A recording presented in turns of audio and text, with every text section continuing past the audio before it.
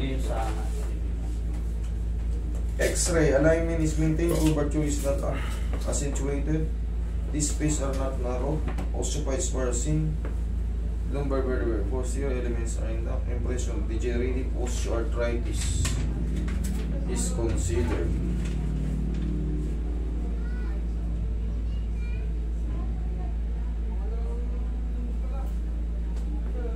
hello. Tatala. Yung ano sir, ang lumabas sa'yo sir is degenerative osteoarthritis. Naku po.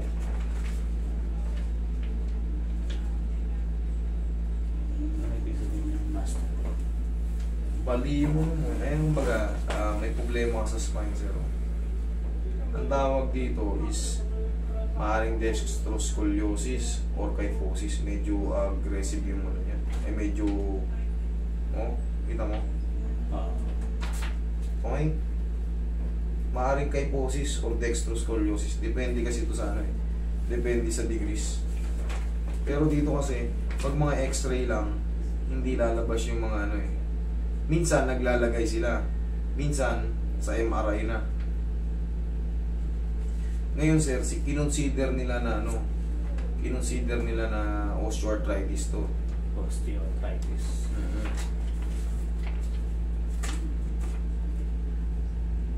Yun yung x-ray, nagkamali kasi sila eh.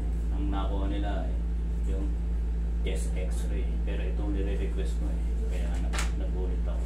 Ito naman, Sa paa mo. napaksakan ako ng ano, ng diuro na ano, yung plywood. Is nilalagay namin sa hagdan yan dahil ano, yung binababa namin. Ginawa namin padulasan yan eh. Tinanggal yung ano, yung tornilyo. Napaksakan ako dito. Ito may nabasag na buto. Natok lang. Yan, basag yan. Basag ba yan? Yan. Dito sa kaliwa na. Kaliwa yan. Kanan to eh. Kanan. Merong ano, dapat yan malinis. Possible na matagal na din to. Ano yan? Siguro mga Pero ito sir, 2 yung, months. itong kaso mo na to, dito sa may ano, itong kaso mo na to dito sir. Yung degenerative change, bunga ng katandaan. Bunga ng ano yun, bunga ng pag-iedad natin, normal lang yun. Yung osteoarthritis, talagang lalabas yan. Pag may edad na tayo, ano na rin natin yan, kakambal na natin yan. Dito lang tayo magkakatalo. Once na ano, pag nakatabingin kasi ang spine natin, talagang may kikirot o may kikirot kasi napipirat ito. Dapat yan, ganyan. Yan, straight lang. May curve siya pag sa posterior ay sa lateral view. Pero pag ganyan, ang in-x-ray kasi sa'yo pag ganito. Nakatalibot ako eh. Nakaganyan. Kailangan yan, straight. Pero pagka ang lumabas eh, ganyan. Siyempre, pag lumis yan, mapipirat mo ngayon ito mga to. Ayan. Mapipirat mo yan.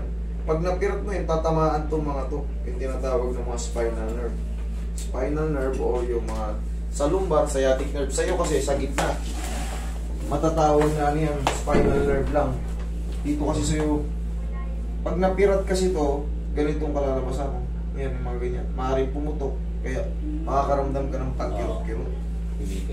Kumikirot-kirot yan. Kasi nakukompress eh. Dapat, di ba ito yung sinasabi ko lateral view. Yan, dapat ganito. Ito yung tinatawag na ano, posterior view.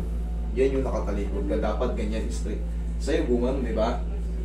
Eh yung mga yan, paano yung mga yan? Eh kung kung nakaganon, siyempre, mga ngapirat yung mga yan. Nung araw kasi, nagtitinda ako ng mga tela. Miski naman bigat, back support, hindi ko naman alam na... Nakayaan mo lang, kasi kaya, lalaki, bata pa eh. Hindi ko alam na kailangan pala yung back support eh.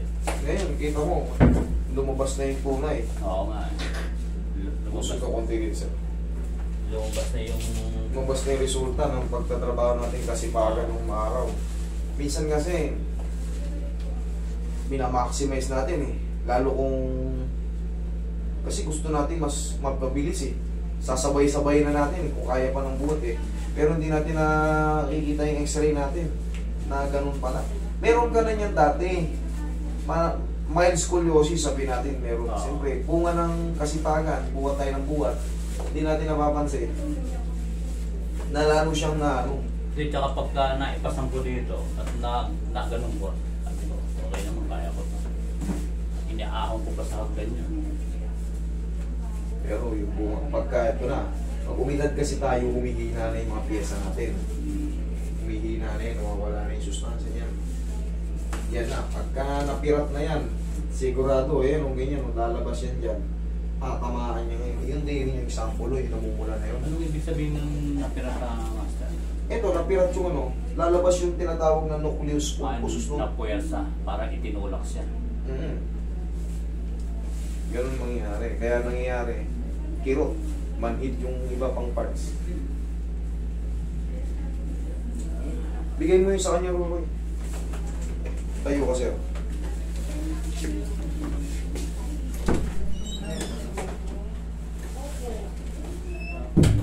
Relax na. Sarap. Okay, opo. Naramdaman ko? Oo. Kubalin mo yung shoes mo, higa kang pati haya. Sir, hindi na, ilang taon na kayo ngayon? 64 na. Tanggalin mo yung medyas mo, sir. Diabetic pa kayo? Hindi naman. Hindi.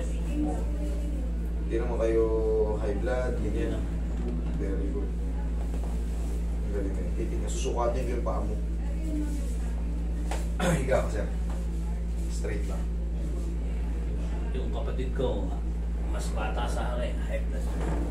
Tihaya, sir. Tihaya. Tihaya. Yan. Higa lang maayos. Sige.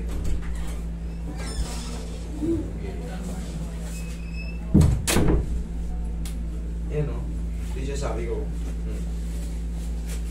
Nagsisi yung pa, di ba? Maiksi eh. Okay, kahit di ko hawakan eh. Kaya ako hinawakan, tinutulak ko lang yun. Oh. Maiksi yung nandito. Pero normal lang yun. Kaya ko lang gustong ipakita sa'yo na katunayan, pag may tama tayo sa balakang at magre-reflex sa paa yun. Kasi minsan gumaganon tayo. Tsaka napansin ko, parang tagilid na yung katawan ko eh. Ayun yung gumaganon. Tagilid na eh. Tinitingnan ko, hindi na siya diretso eh. Magre-reflect yun sa baba. Uurong yung isang paa natin. Parang... Pero ano naman to, kaya kong iusog yan. Pero yung sa spine mo, kunti lang magbago na sir kasi sa edad natin. Kunyari, sabihin natin po, the benefits of 10 degrees, maaaring maging ano na lang yan, 6, 7, kasi sa edad nyo, mababang porsyento na lang yan. Relax. Pero kung ipapatreat nyo to ng mga 15 kayo, 15 years old, 14, 15, 16, 17, hindi pa tapos yung paglaki nyo, adjust, brace, adjust, brace, adjust, brace. Yung 10 degrees na yun, maaaring matirhan lang yung 3 degrees, yung 4 degrees. Mas maano. Mas mahaba. O, kita mo, sumubra pa nga eh. O, kanina maiksi ah. O, kita mo. Nahahatak naman yan. Pero syempre hindi nyo alam yun. Gusto ko matutunan din nyo yun. Ang problema, huwag nyo nang subukan sa mga bata. Yeah. Kasi baka mahugot sa tingin mo tigil. Kinilaw na ba? Napapanood ko yung sa YouTube eh. Salamat. Tay, Ito. ang ganitong sitwasyon, siyempre, umiidad tayo, maaring sumakit ulit yan dahil nandyan na yan. Magiginawaan kayo ngayon, hindi ko maipapangako na hindi mawawala talaga ng tuluyan yan. Ano bang Pag nakapagtrabaho kayo na mabigat, possible na mas sumakit siya kagad. Kabilang side. Ang pinaka-discarte dyan, umiwas kayo sa pagbubuhat ng mabibigat. Pwede yung 5 kilo, pababa, okay lang yun. Pero yung mas mabigat pa ron. Kasi malayo na eh. Halos nabali na yung good mo eh. Bilis ah. Hindi pa sa kanya. Dapat. Tsaka kahit pa paano sa umaga, mamaya tuturuan ko kasi pag Gilid na sa shoot shoot. niyo yung mukha niyo. Baba niyo yung kamay niyo tayo pa rito. Yan. Tuturuan ko kayo ng diskarte para kahit pa paano may sa sarili niyo lang. Sarili niyo lang, maaagapan niyo agad yung konting kirot-kirot na, no?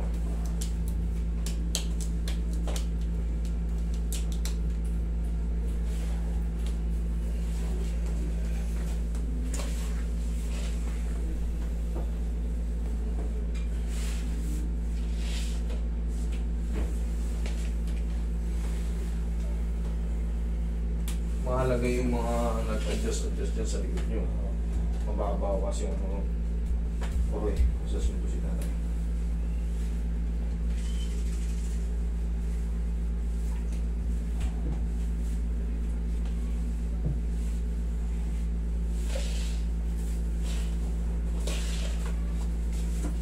Tay.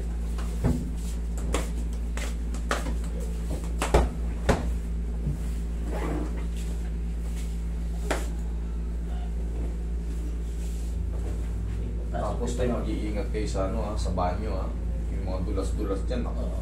Pag nadulas kayo, mas mabilis kayong ma-fracture kasi senior citizen na Dalawa tayo. kamay po dyan. Malaking ano yun, malaking magiging epekto yun. Hanggat maaari, kung may kakapitan kayo, kumapit kayo. Okay, inhale. Isa pa, inhale. Exhale.